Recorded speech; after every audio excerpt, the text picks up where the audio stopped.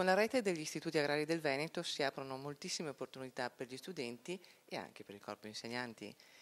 Sì, la rete degli istituti agrari del Veneto è stata fondata nel 2004 e riunisce tutti gli istituti agrari tecnici e professionali del Veneto.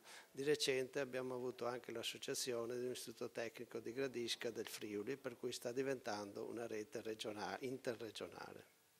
Ecco, quali sono le promozioni, le iniziative che portate avanti? Ecco, la rete ha numerose iniziative, in linea generale promuove quella che è l'istruzione agraria sul territorio e quindi fa delle gare e degli incontri tra i diversi allievi per farli partecipare, per farli conoscere tra di loro.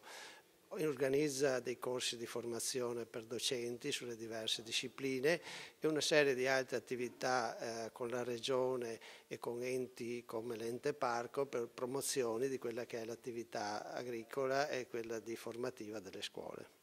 Quindi con la gara del riconoscimento botanico di essenze arboree a Casa Marina, in un certo modo si rinnova anche un attimo quella che è la collaborazione fra l'ente parco e il mondo scolastico.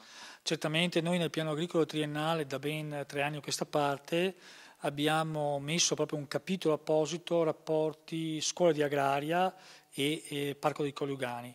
Questo è un momento in cui mettiamo in pratica quello che abbiamo scritto. Ce ne saranno anche altri, un cofinanziamento di altre progettualità per l'acquisto di mezzi tecnici, perché queste scuole hanno aziende agricole nei colli, per fare dei progetti sperimentali scientifici. È un buon avvio, ci sono 130 ragazzi che partecipano, saremo in 150, compresi gli insegnanti di tutte le scuole di agraria del Veneto e una in particolare Friuli Gradisca di Zonzo, quindi è un momento molto molto importante per il parco.